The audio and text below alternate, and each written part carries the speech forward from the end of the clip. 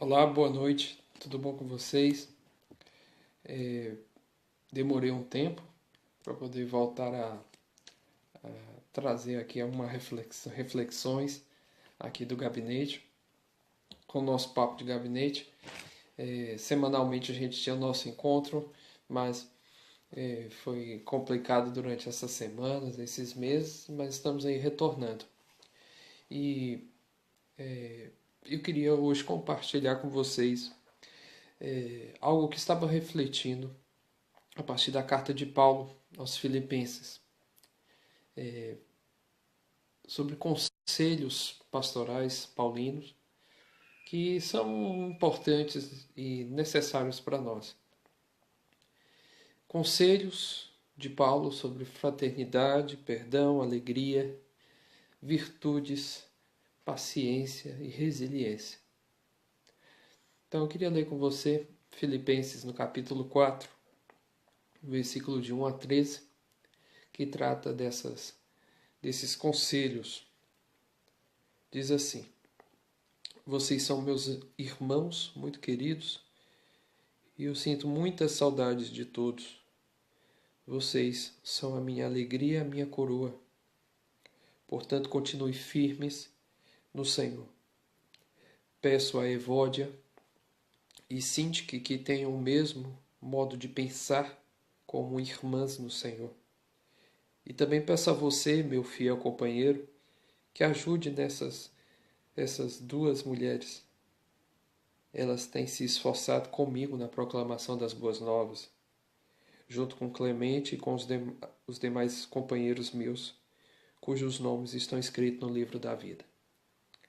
Alegre-se sempre no Senhor. Digo mais uma vez, alegrem-se. Mostrem a todos que vocês são pacientes e bondosos. O Senhor virá logo. Não vivam ansiosos por causa de nada. Ao contrário, orem a Deus em qualquer circunstância e peçam a Ele o que vocês precisam. E façam isso sempre com ações de graça. E a paz de Deus, que está além da compreensão humana, guardará os corações e as mentes de vocês em Cristo Jesus. Finalmente, irmãos, se existe alguma virtude, se existe algum louvor, é isso que tem de ocupar o pensamento de vocês.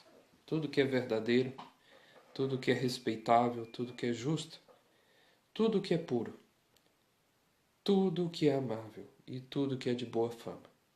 Continue praticando o que vocês aprenderam, receberam e ouviram de mim, bem como o que vocês também me viram em mim. E o Deus da paz estará com vocês. Eu me alegrei muito no Senhor porque muitas vezes vocês mostraram o cuidado que têm por mim. Vocês sempre cuidaram de mim, mas lhes faltava oportunidade para o demonstrar. Não é porque eu estou passando necessidade que eu estou dizendo isto, pois aprendi a viver contente em toda e qualquer situação. Eu sei como viver estando em necessidade, como também sei viver tendo abundância. De tudo e em todas as circunstâncias já tenho experiência tanto de estar bem alimentado, como de estar passando fome. Tanto de ter tudo o que preciso, como de não ter nada. Posso fazer qualquer coisa por meio de Cristo, pois Ele me dá força. Esta porção das Escrituras nos apresenta as palavras finais de Paulo aos Filipenses, trazendo conselhos a essa igreja, uma carta que é identificada por ser a carta da alegria, onde Paulo escreve com muita alegria a respeito da fé desses irmãos, da postura desses irmãos, da vida dedicada deles ao reino e o amor que eles tinham pelo Senhor e pelo Evangelho.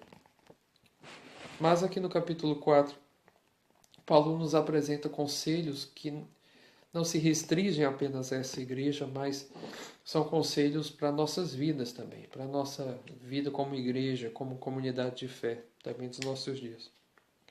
São conselhos que perpassam o tempo, que perpassam gerações e nos alcança também. São conselhos riquíssimos para nós.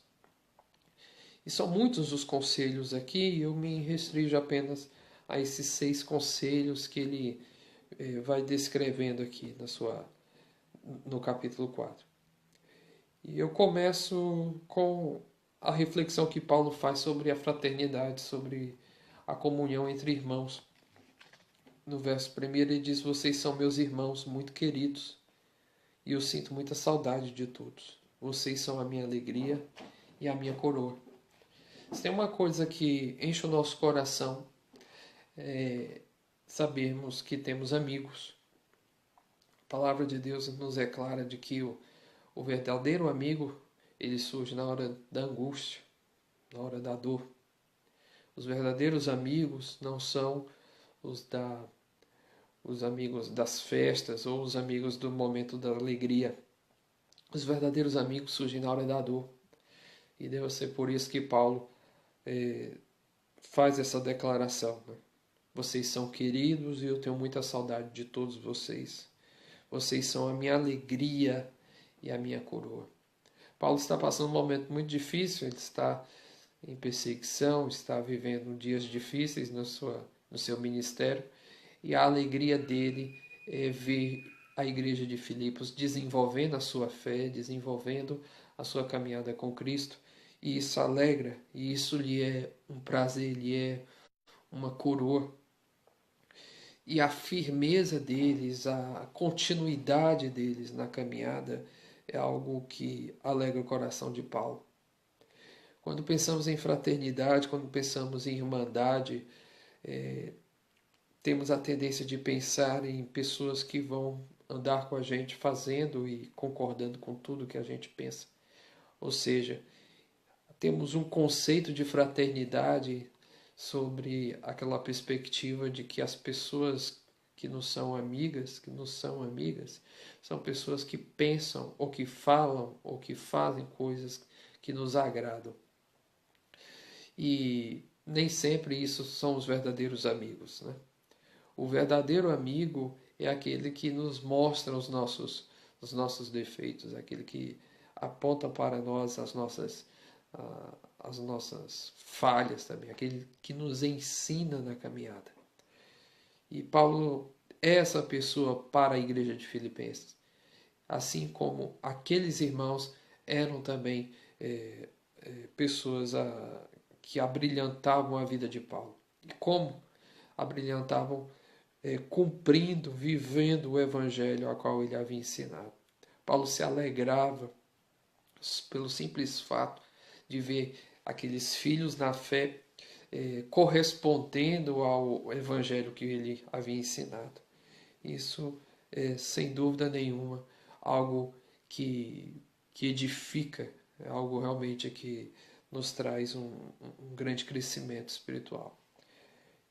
A fraternidade tem essa concepção de uma entrega, de um sentimento como o de Cristo, né? Que é exatamente o sentimento que Paulo traz nessa carta, né? Ele desenvolve exatamente esse tema do sentimento, do pensamento de Jesus durante toda a carta. Esse tema liga todo o texto da carta de Filipenses. Tenhamos o mesmo sentimento que houve em Jesus Cristo. Esse sentimento de se entregar, esse sentimento de se preocupar com os amigos, de se preocupar com a sua igreja. E esse é o sentimento que nós vemos aqui em Paulo, essa fraternidade no sentido de preocupação, de não olhar tanto para si, mas olhar para o outro, se alegrar com a alegria do outro. Essa é a grande mensagem da fraternidade. A gente se dá pelo outro. A gente se dá. E como é bom fazer isso. Esse é de fato o verdadeiro sentido do amar o próximo como a si mesmo. Né? Você se amar quanto pessoa e você oferecer esse amor para o outro. Independente se essa pessoa vai corresponder com seu amor. Mas é você se entregar, E Paulo se entregou por essa igreja, Paulo se deu por essa igreja. E ele se alegra em ver da parte dessa igreja um retorno. Houve honra da parte da igreja de Filipenses.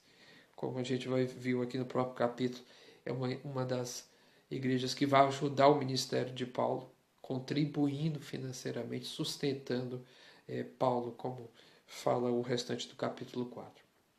O outro conselho que Paulo nos traz é sobre o perdão, e está no versículo 2.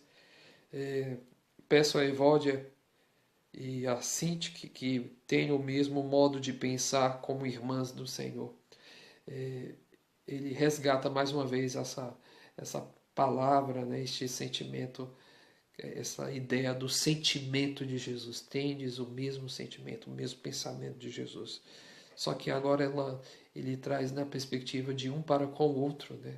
Ou seja, ele está resgatando a perspectiva da fraternidade, mas para que elas possam se olhar, elas possam se perceber diante das discussões ou do desentendimento que elas com certeza tiveram.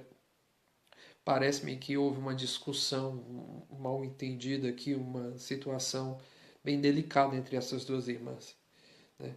E ele solicita que elas considerem, reconsiderem, né, e tenham o mesmo sentimento de Cristo, o mesmo modo de pensar uma para com a outra, no sentido do serviço, do amor, daquilo que elas receberam em Jesus, né?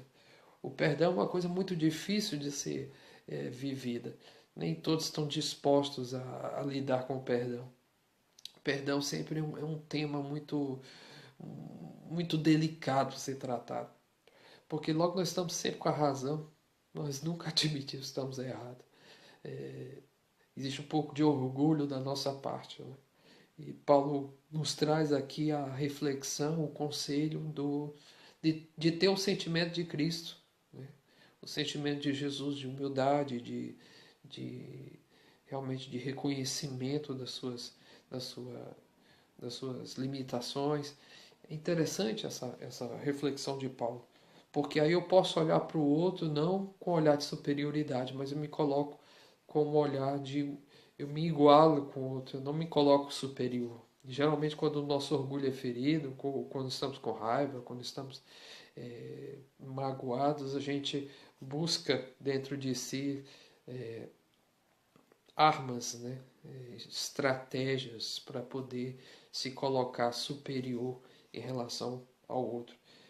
E aqui nós vemos Paulo chamando a atenção dessas irmãs a terem o mesmo modo de pensar como irmãs no Senhor, como irmãs em Cristo. Então, isso é muito importante. Se você foi magoado, se algum irmão te magoou, algum irmão na fé, alguma pessoa que você considera muito, e parece-me que Evódia e Sintique eram muito amigas, eram pessoas queridas, pessoas que andavam juntas, mas alguma coisa aconteceu. Se você tem esse sentimento, se você já passou por isso, ou você está passando por isso, reconsidere a tua postura, reconsidere o seu olhar para com o irmão, né? Tenha a humildade de admitir seu erro, a humildade de admitir sua falha. E Paulo diz isso, né? Tenha o mesmo modo de pensar, tenha o mesmo modo de pensar, tenha o mesmo sentimento de Jesus. Busquem ter o mesmo sentimento de Jesus. No verso 3 ele diz: e também peço a você, meu fiel companheiro, que ajude essas duas mulheres. Aqui a gente vê a necessidade de alguém para mediar a conversa entre essas irmãs. Elas têm se esforçado comigo na proclamação das boas novas. Ô irmãos, e o quanto isso é verdade. As pessoas, parece-me aqui que Evódia e Sintique eram pessoas muito dedicadas ao reino, à obra. E por uma infelicidade, alguma coisa aconteceu entre elas e trouxe uma confusão, um desentendimento, alguma coisa ali aconteceu. E Paulo está pedindo ali a quem ele escreve a carta, ajude elas, intervenha, procure mediar essa situação entre elas, procure ajudá-las, porque elas têm se esforçado comigo na proclamação do Evangelho, junto com Clemente e com os demais companheiros meus, cujos nomes estão escritos no livro da vida. Então, ele vê ali que tem uma equipe de trabalho, e dentro dessa equipe de trabalho, essas duas mulheres são importantes, o serviço delas é importante, e elas precisam reconsiderar a situação que elas estão passando ali. Elas precisam ter o mesmo sentimento de Jesus. E esse é o conselho que Paulo nos dá. Né? Tenhamos diante dessas situações, porque nós estamos suscetíveis a passar por isso. Todos nós podemos passar por uma situação de discussão, de desentendimento com o irmão. E o conselho de Paulo é que a gente reconsidere isso com o mesmo pensamento, o mesmo sentimento de Jesus. O outro conselho que Paulo nos dá também é sobre a alegria. O verso 4, ele é bem curto, mas ele é muito positivo na sua argumentação. Alegre-se sempre no Senhor. Digo mais uma vez, alegre-se. A nossa alegria é o Senhor. Não existe outra perspectiva, outra causa para a nossa alegria a não ser o Senhor. Você pode buscar qualquer outra perspectiva, qualquer outra base, qualquer outro embasamento, qualquer outro fundamento para poder ter a sua alegria. Se for na sua família, se for nos seus bens, na tua teu próprio esforço, talento de fazer, de trabalhar, enfim, você pode buscar qualquer coisa. Essas coisas passam. Essas coisas passam. Os filhos um dia vão crescer e vão embora. Vão ter a vida deles. Trabalho, a gente trabalha, vai chegar um momento. Pode ser que você mude de ramo, pode ser que você não trabalhe mais naquilo que você tanto gostava. Saúde, você pode achar que é uma pessoa atlética, uma pessoa que pode tudo. Vai chegar um momento que você vai se limitar. Você pode atribuir qualquer coisa como a razão da sua alegria. Eu te digo que tudo isso vai passar. Tudo isso, em algum momento, vai perder o sentido, vai ser desconfigurado o sentido daquilo. Se você conquistar, se você luta para poder buscar conquistar alguma coisa, aquilo vai ser a razão da tua alegria, mas quando você conquistar, você perde a razão. Então, a tua vida acaba sendo frustrada, a tua perspectiva de continuação pode ser frustrada porque você alcançou já o que você queria. Então, a alegria ela é muito volátil se a gente atribui ou se a gente coloca a alegria em coisas que são passageiras. Então, Paulo é muito claro. Alegrem-se sempre no Senhor. A razão da nossa alegria deve ser Deus. Deve ser o nosso Senhor Jesus Cristo. Paulo não fala só uma vez, mas ele diz, eu digo outra vez, alegre-se. A alegria está no Senhor. Não coloque a razão da sua alegria em qualquer outra coisa. O Senhor é a sua alegria.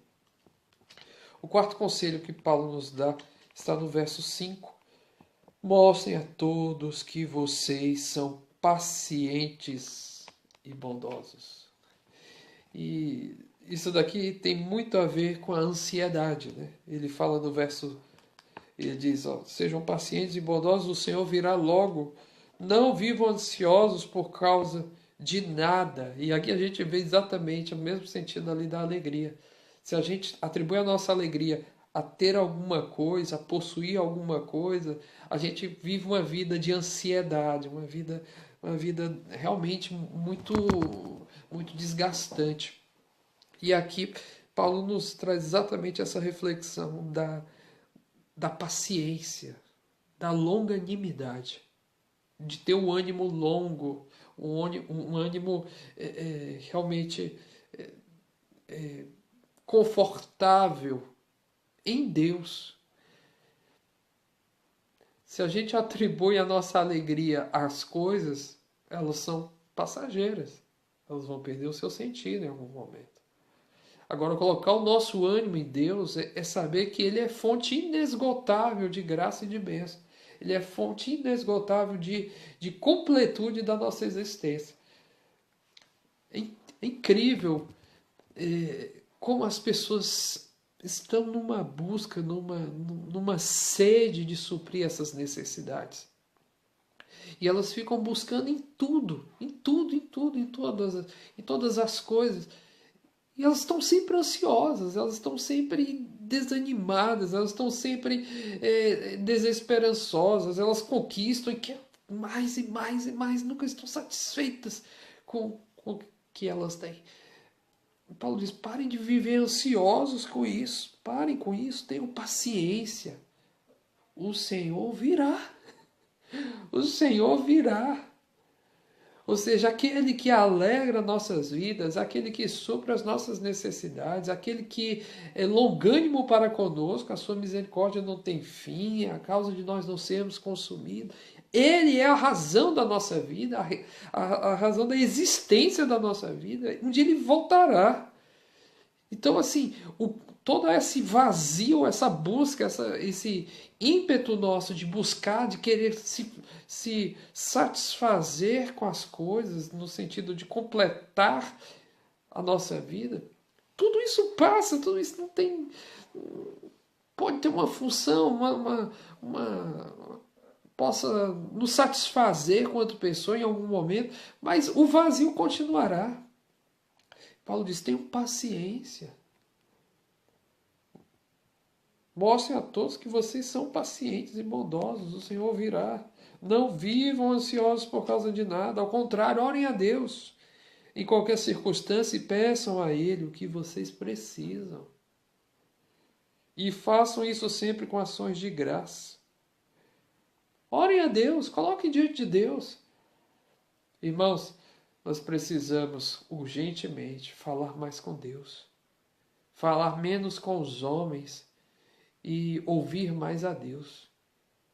Nós falamos demais, nós expomos demais a nossa vida para todo mundo. Nós precisamos falar mais com Deus, falar menos com os homens e ouvir mais de Deus. Se dispor a ouvir mais de Deus.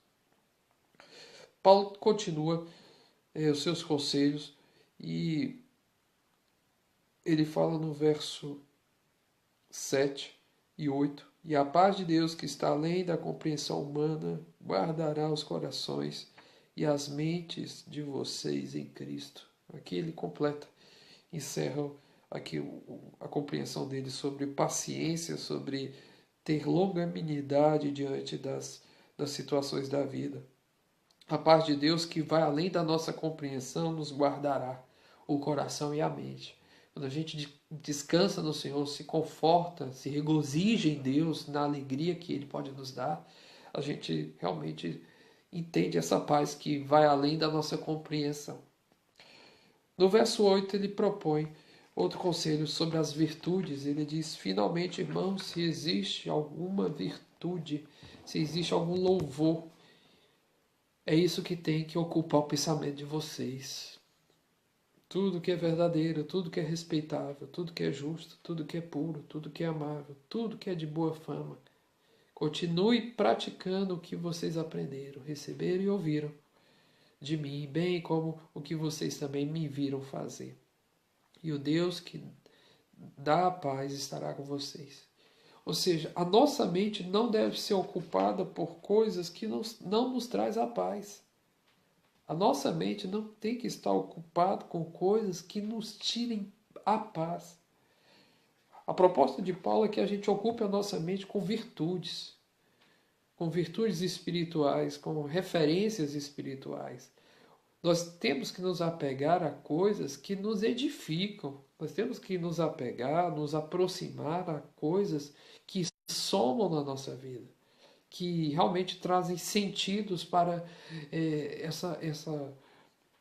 para que dê sentido à nossa existência.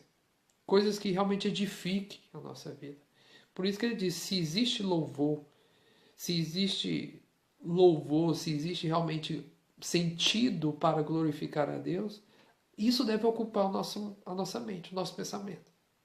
Isso deve tomar de conta da nossa mente, da nossa vida. Infelizmente, isso nem sempre é uma realidade da vida das pessoas. Nós ocupamos a nossa mente com qualquer coisa. É muita bobagem que a gente assiste, é muita bobagem que a gente lê, é muita bobagem aquilo que a gente é, perde tempo assimilando, ouvindo, discutindo. É muita bobagem, muita coisa passageira, muita coisa desnecessária. E ele diz: aquilo que traz louvor, se existe algum louvor, nisso nosso pensamento deve estar ocupado. Por isso que ele diz: tudo que é verdadeiro, tudo que é respeitável, que é justo, puro e amável e de boa fama, isso deve ser buscado. Isso deve ser uma rotina da nossa vida, uma busca. Coisas que nos tragam um preenchimento na existência, um sentido na nossa existência. Agora, coisas que não trazem, que não edificam a nossa vida, para quê? O que eu vejo a cada dia é um vazio tremendo na vida das pessoas. Porque elas estão preenchendo o vazio com coisas que não somam em nada, não edificam em nada. Primeiro, hoje as pessoas se alimentam de mentiras, de coisas que não são verdadeiras, de coisas que não são positivas.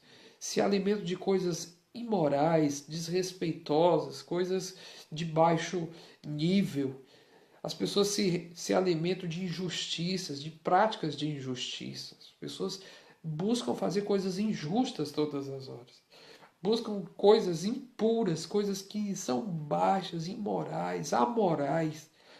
Buscam coisas que não são amáveis, coisas que não expressam nem de longe o amor de Deus, nem a perspectiva do amor, e coisas que não têm boa fama.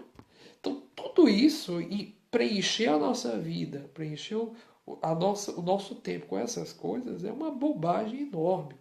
E Paulo nos traz isso. Busquemos as virtudes, busquemos coisas que nos façam louvar a Deus, coisas que nos façam edificar em Deus. Então, é um conselho muito importante que Paulo traz. E ele ainda diz mais: tudo aquilo que vocês aprenderam, receberam e ouviram de mim e viram eu fazer, busquem isso. E aí a gente vê que essas virtudes a gente pode encontrar nas pessoas que têm uma vida comprometida com o reino, que têm uma vida comprometida com o evangelho. Ou seja, às vezes você não tem referências. Busque referências em pessoas que têm um compromisso com Deus. Se aproxime de pessoas que têm um compromisso com Deus. Esteja perto de pessoas que somam na sua vida espiritual, que edificam as suas vidas. É isso que Paulo nos diz aqui. E por fim, Paulo nos traz o conselho da resiliência. Quando ele vai falar agradecendo aos filipenses pela ajuda que eles tinham demonstrado a Paulo, aqui trazendo mais uma vez o conceito de fraternidade, eu me alegrei muito, porque muito no seu, porque mais uma vez vocês mostraram o cuidado que vocês têm por mim. Vocês sempre cuidaram de mim, mas lhe faltava oportunidade para demonstrar. E agora eles estão demonstrando, ajudando financeiramente Paulo no seu ministério.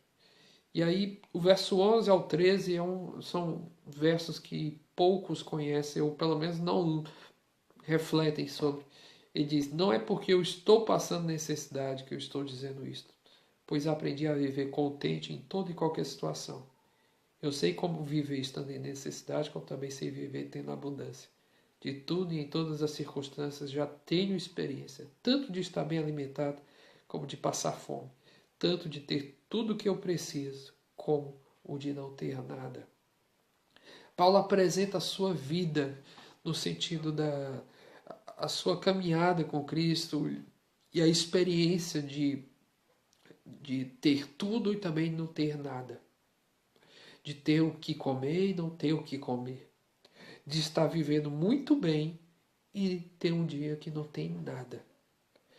E é exatamente essa perspectiva da resiliência, de se refazer, de levantar-se das cinzas, de se refazer diante das dificuldades, que Paulo diz: tudo eu posso naquele que me fortalece.